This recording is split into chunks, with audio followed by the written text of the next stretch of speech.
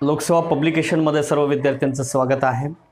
विद्यार्थी मित्रांनो, तुमच्या सर्वांच्या मागणीमुळं बरेच विद्यार्थी म्हणत होते की सर आता या कंबाईनच्या 11 ऑक्टोबरसाठी काहीतरी सर पेड सर्व्हिस सुरू करा, पण काहीतरी करा की जेणेकरून आमचा हा पोर्शन पूर्ण कंप्लीट करून द्या।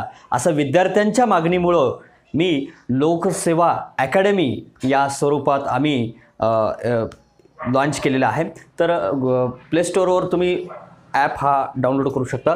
तर हा आजचा तुमचा कंबाईन 2020 बॅच जी फास्ट ट्रॅक बॅच आहे, म्हणजे ही 65 दिवसाची बॅच असेल।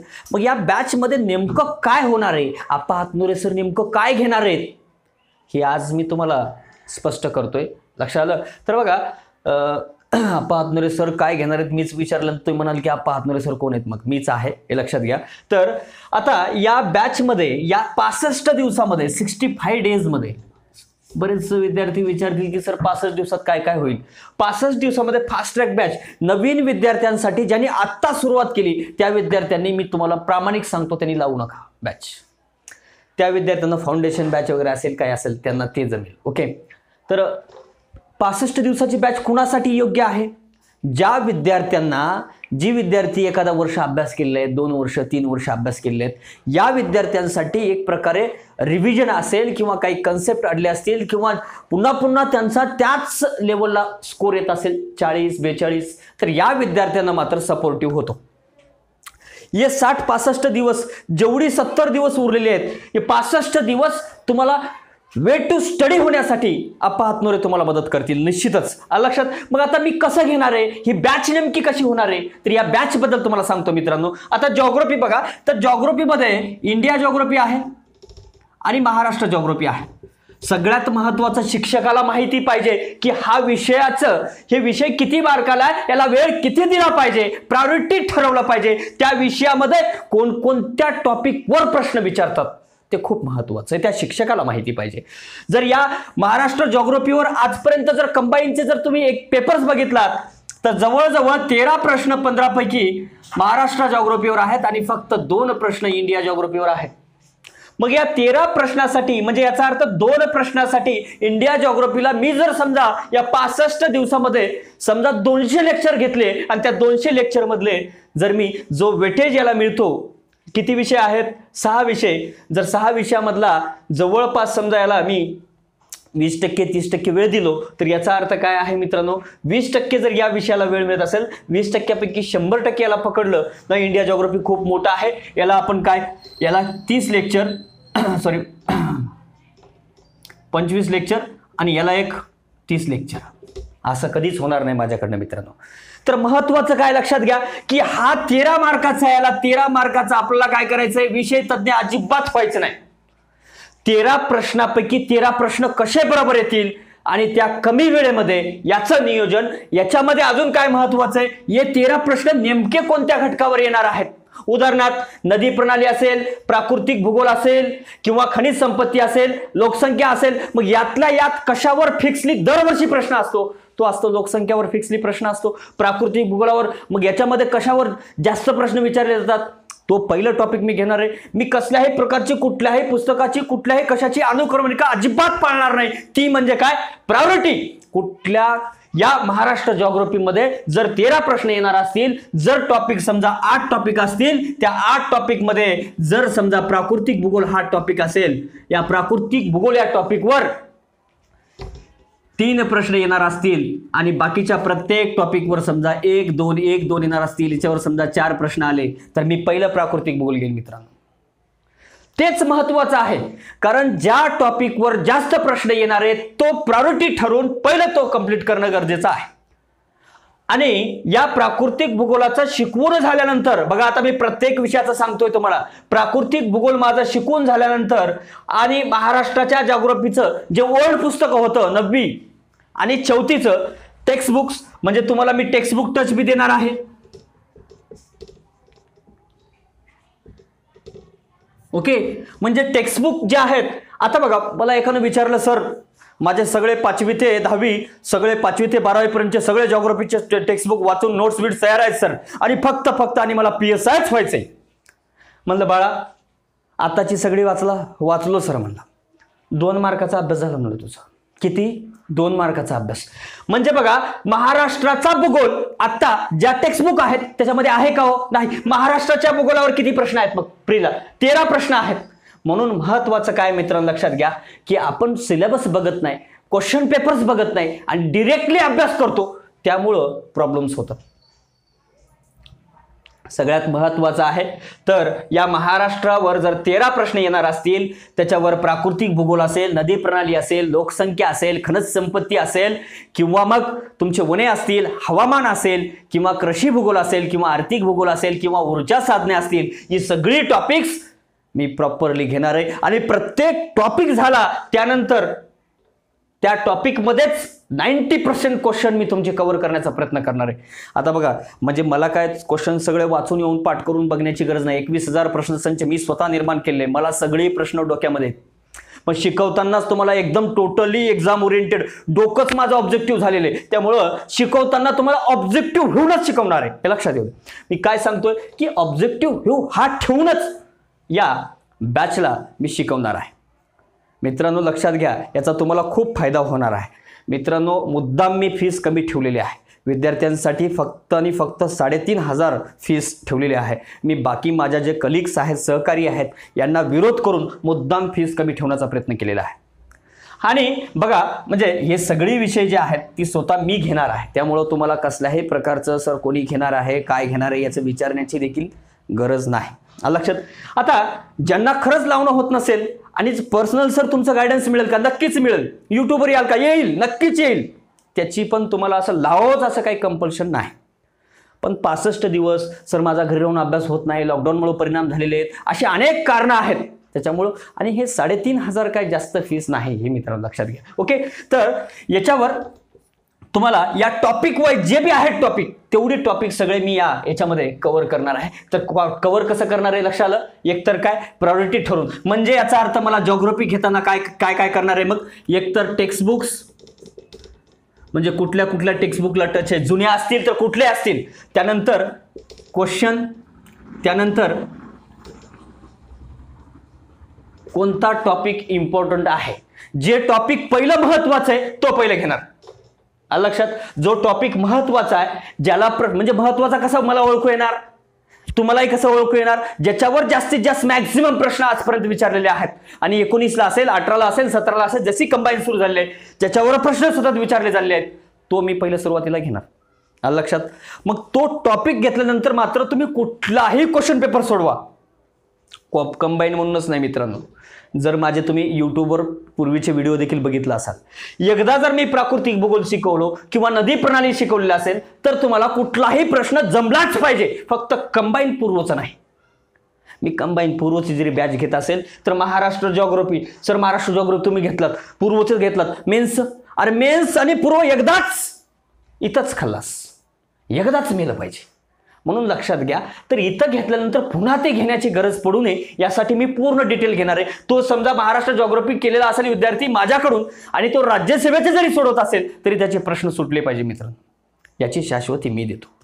पण रिलेटेड टू कंबाईन, जे टॉपिक रिलेटेड आहेत कंबाईनला तेच आता घेणार आहे. 65 दिवसामध्ये उगच काहीतरी शिकून चला राज्यसेवेचे कंप्लीट करतो, याचंही कंप्लीट करतो, उगच रटाळवानं वाढवायचा प्रयत्न करणार नाही. पहिलं महत्वाचं आहे पूर्व निघणे, कंबाईन पूर्व निघणे. जेवढं कमी डेटा तुमच्या डोक्यात ठेवून मॅक्सिमम क्वेश्चन कसे टॅकल होतील याच्यावर माझा जास्त भर असेल.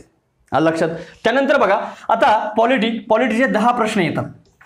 तुम्ही बघितलं असेल मित्रांनो, 10 प्रश्न. मी प्रत्येक गोष्ट विदाऊट क्वेश्चन आणि विदाऊट सिलेबस वागतच नाही मित्रांनो, बघतच नाही. का तर क्वेश्चन शिवाय परीक्षा नाही.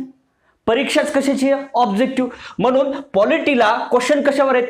सगळ्यात जास्त क्वेश्चन दरवर्षी विचारणार विधिमंडळ या टॉपिकवर प्रश्न असतो. जर तुम्ही बघितलात, जर राज्यसेवेचं बघितलात तर सेंट्रलवर जास्त भर असतो आणि कंबाईनवर जास्तीत जास्त भर कशावर असतो? राज्यावर असतो. म्हणून इथं कशावर प्रायोरिटी आहे?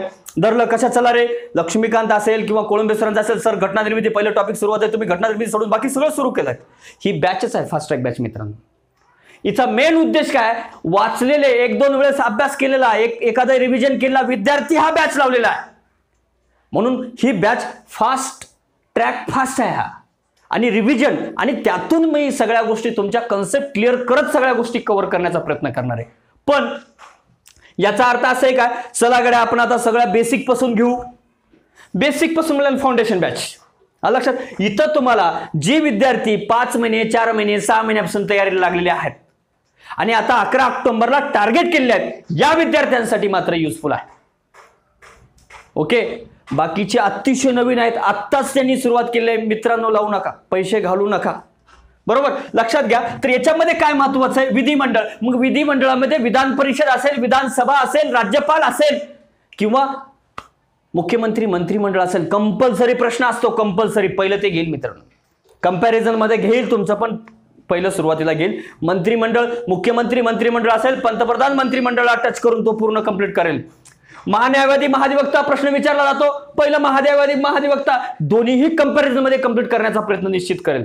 लक्षात, म्हणजे तो ग्राम प्रशासनावर कंपल्सरी प्रश्न येतो. मग ग्राम प्रशासनामध्ये नेमके प्रश्न कसे विचारतात, समित्यावर, नाहीतर मग काय 73 घटना दुरुस्तीमधल्या तरतुदी, 74 घटना दुरुस्तीमधल्या तरतुदी, याच्यावर किंवा समित्या, याच्या बाहेर प्रश्न आजपर्यंत गेला नाही मित्रांनो. ही माहिती पाहिजे. मग राज्यसेवेला विचारण्याची पद्धत आयोगाची काय आहे, कंबाईन पूर्वला विचारण्याची पद्धत कशी आहे, कंबाईन मेन्सला PSI STI ला विचारण्याची पद्धत कशी आहे, आणि ESOला पॉलिटी विचारण्याची पद्धत काय आहे, हे जर माहिती असेल तर शिकवण्याचा वे चेंज होतो मित्रांनो, नक्कीच होतो. क्वेश्चन वरनं आपला लक्षात येतो की नेमकं काय शिकवलं पाहिजे विद्यार्थ्याला. या 65 दिवसात कंप्लीट करायचंय. म्हणजे काय, कसं करावं लागणार आहे, 65 दिवसात कंप्लीट करायचं. म्हणजे उगो कंप्लीट करून पळून गेलं तर जमते का, नाही. म्हणजे कुठल्याही विद्यार्थ्याला दिलं पैसे घ्या, म्हणजे कशीही बॅच संपून टाका, कसेही पैसे आलेले, असं कधीच होणार नाही. लक्षात, म्हणजे पॉलिटी जे आहे तुमचा, पॉलिटीचा प्रत्येक जे प्रायोरिटी ठरून जसं प्रश्न येतो, घटना निर्मितीवर येतो तो होणार, ग्राम प्रशासन येतो तो होणार. लक्षात, दुसरं कशावर येतो, मार्गदर्शक तत्व असतील, मूलभूत हक्क असतील, मूलभूत कर्तव्य असतील, या तिन्हीपैकी एकावर प्रश्न येतो तो होणार.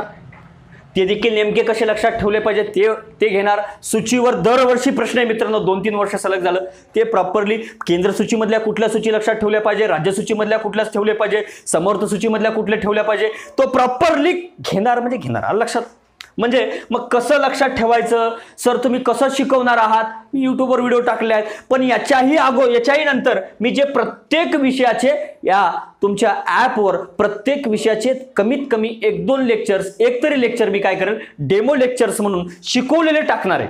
म्हणजे जिओग्राफी मी कसा शिकवतो, पॉलिटी कसं शिकवलेलं आहे, इकॉनॉमिक्स कसं शिकवलेलं आहे, हिस्ट्री कसं शिकवलेलं आहे, सायन्स, करंट, या सगळ्यांचे एक लेक्चर्स तुमच्या याच्या 5 तारखेच्या अगोदर एक लेक्चर पडतील. आज डेमो लेक्चर घेतोय. डेमो लेक्चरचा उद्देश आहे की बाबा हे मी कसं घेणार आहे, सगळे विषय हे सांगण्याचा प्रयत्न करतोय मित्रांनो. लक्षात, त्यानंतर बघा, या पॉलिटीला 10 पैकी 10 आलेच पाहिजे. ट्रॅडिशनल विषय कसल्याही प्रकारचे चेंजेस नाहीत, मग 10 पैकी 10 इथं आले पाहिजे. जिओग्राफीला 15 पैकी 15 आले पाहिजे, इकॉनॉमिक्सलाही 15 पैकी 15 आले पाहिजे, पण हिस्ट्रीला 15 पैकी 15 येतील याची शाश्वती नाही. मीच काय वर्षभर शिकवलं तरी याची शाश्वत नाही मित्रांनो. नॉन प्रोडक्टिव्ह सब्जेक्ट आहे म्हणून मी शिकवणार नाही असं नाही, शिकवणार, ॲव्हरेज लेवलला नेऊन सोडणार. शिकवलं तर खूप काय भरमसाठ आहे, पण याच्यातही महत्वाचं आहे काय घ्यायचं ते. ओके, आता इकॉनॉमिक्स मध्ये बघा 15 प्रश्न आहेत. याच्यामध्ये सगळ्यात महत्वाचा टॉपिक आहे पब्लिक फायनान्स, सार्वजनिक वित्त. सार्वजनिक वित्त असेल, कर संरचना असेल. मी मात्र इकॉनॉमिक्सला तुम्हाला एक थोडंसं इकॉनॉमिक्सला मात्र विद्यार्थ्यांच्या पहिलं कन्सेप्ट क्लिअर करणार आहे. 2 ते 3 लेक्चरमध्ये पहिल्या जास्तीत जास्त 4 दिवस 5 दिवस लागू द्या विद्यार्थ्यांना पहिलं कन्सेप्ट क्लिअर करून, आणि त्यानंतर शिकवण्यास प्रयत्न करणार आहे. जरी समजा किती जरी अभ्यास केला असला विद्यार्थी तरी त्याचे कन्सेप्ट क्लिअर नसतील तर मात्र प्रॉब्लेम येतो. पण इकॉनॉमिक्सला मात्र कन्सेप्ट क्लिअर करून मग विषयाच्या मागं लागणार आहे. ओके, म्हणजे एखादा क्वेश्चन ऑर्डिनरी बी आला तो क्वेश्चन कसा टॅकल केला पाहिजे, तुमचा व्ह्यू म्हणजे क्वेश्चन कसे टॅकल केले पाहिजे ते देखील मी घेणार आहे. म्हणजे बघा, प्रत्येक टॉपिक झाला क्वेश्चन आहेत. ओके, त्या टॉपिकमध्येच क्वेश्चन सांगणार आहे. आणि जर समजा क्वेश्चन टॉपिक झाल्यानंतर क्वेश्चन जे त्या टॉपिकवर आलेले आहेत ते देखील आपण घेण्याचा प्रयत्न करू. म्हणून या सगळ्यांचा तुम्हाला काय होईल, फायदा निश्चिंत होईल. बघा, इकॉनॉमिक्स तुम्हाला सांगितलंय, सार्वजनिक वित्त असेल, बँकिंग असेल, पंचवार्षिक योजना असतील, याच्यावर फिक्सली प्रश्न असतात, योजना असतील, नवीन योजना असतील किंवा इन्क्लुजन बेस्ड योजना असतील किंवा परकीय व्यापार असेल, या सगळ्या जे बी टॉपिक्स आहेत, जेवढे टॉपिक महत्त्वाचे ज्या कंबाईनला प्रश्न येतात ते टॉपिक सगळे मी काय करेल, तुम्हाला कलेक्ट करेल. आत्ताची आकडेवारी असेल किंवा कुठल्या आकडेवारीवर प्रश्न विचारता आयोग, हे मात्र इकॉनॉमिक्सला प्रॉपरली तुमचं सगळं घेण्याचा प्रयत्न मी नक्कीच करेल. लक्षात. त्यानंतर बघा हिस्ट्री. आता हिस्ट्रीमध्ये बघा मित्रांनो, हिस्ट्रीमध्ये काय महाराष्ट्र आणि इंडिया दोन आहे बघा. आता महाराष्ट्र हिस्ट्रीवर, इंडिया हिस्ट्रीवर 8 ते 10 प्रश्न येतात आणि उरले किती प्रश्न मित्रांनो, 5 ते 7 प्रश्न हे काय याच्यावर येतात, महाराष्ट्रावर येतात. आता बघा महाराष्ट्रावर जे येतात, आता सर महाराष्ट्र जिओग्राफी तुम्ही शिकवणार आहेत, मग काय माहिती पाहिजे की नेमकं इथं काय प्रश्न विचारू शकतो. महत्वाचं आहे, लक्षात घ्या मित्रांनो. समाज सुधारकावर फिक्सली प्रश्न असतात आणि वृत्तपत्रावर असतात कंपल्सरी प्रश्न असतो. पहिले मी ते घेणार आहे मित्रांनो. म्हणजे जेवढं जास्तीत जास्त ज्याच्यावर फिक्सली प्रश्न येतात ते कंप्लीट करण्याचा प्रयत्न नक्की करणार आहे. त्यानंतर इंडिया जिओग्राफी, आपलं सॉरी इंडिया हिस्ट्री. इंडिया हिस्ट्रीमध्ये काय सर याच्यावर तर सगळं वाचावं लागते. त्यातही प्रश्न असतात. कायदे बघा 1773 ते 1935, त्यातल्या त्यात 1919 आणि 1935 फिक्सली प्रश्न असतो म्हणजे असतोच. त्यानंतर काँग्रेस अधिवेशने बघा, दरवर्षी काढून काँग्रेस अधिवेशनावर प्रश्न असतो म्हणजे असतो. क्रांतिकारी चळवळ प्रश्न असतो म्हणजे असतोच. 1857 असेल, भूसुधारणा असतील याच्यावर एखादा प्रश्न असतोच. आदिवासी चळवळी असतील, कामगार चळवळी असतील याच्यावर प्रश्न असतोच. म्हणून प्रत्येक गोष्टीमध्ये शिकवताना प्रायोरिटी ठरवून शिकवण्याचा प्रयत्न करणार.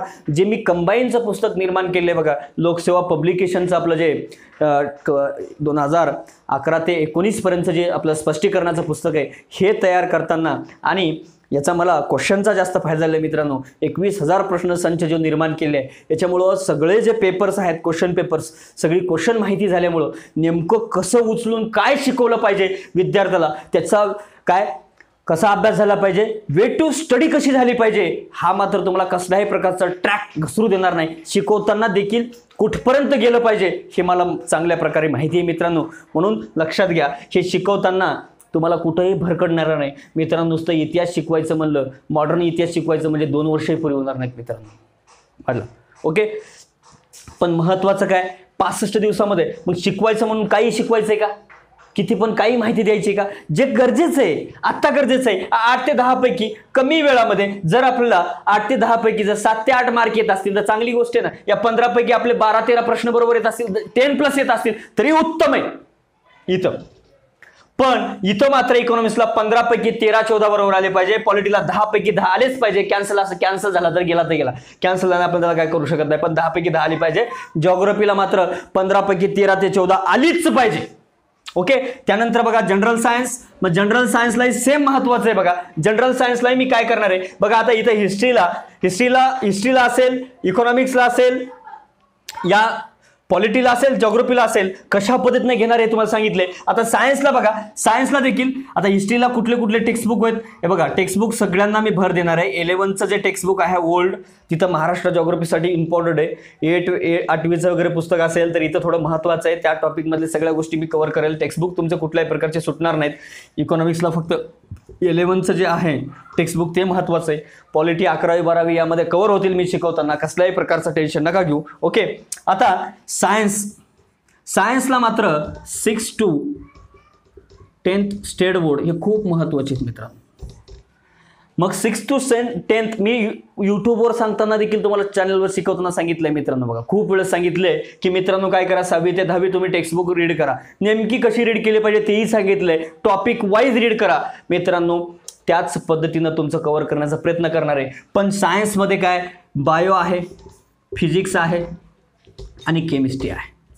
मग बायोमध्ये कुठले टॉपिक्स महत्वाचे आहेत?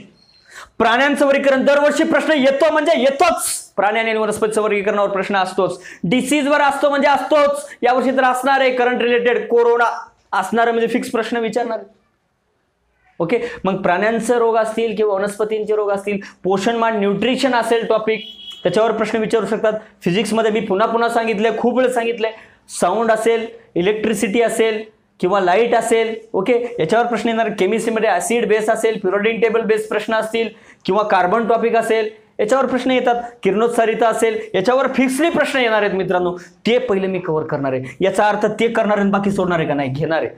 म्हणजे पहिलं जे सुरुवातीला महत्वाचे आहेत ते कंप्लीट करणार, त्यानंतर मात्र बाकीच्यांना महत्व देणार. मग आयोगाला प्राण्यांचे वर्गीकरण नेमकं कसं विचारतंय प्रश्न, फायलमपासून स्पेसिसपर्यंत गेलेले, म्हणजे त्यामध्ये काय विचारलं, काय केलं पाहिजे. खूप काही सर, खूप प्राण्यांनी लक्षात ठेवावं लागतात. फायलम असेल, सब फायलम असेल, मग कुठपर्यंत जायचं सर, काय करायचं.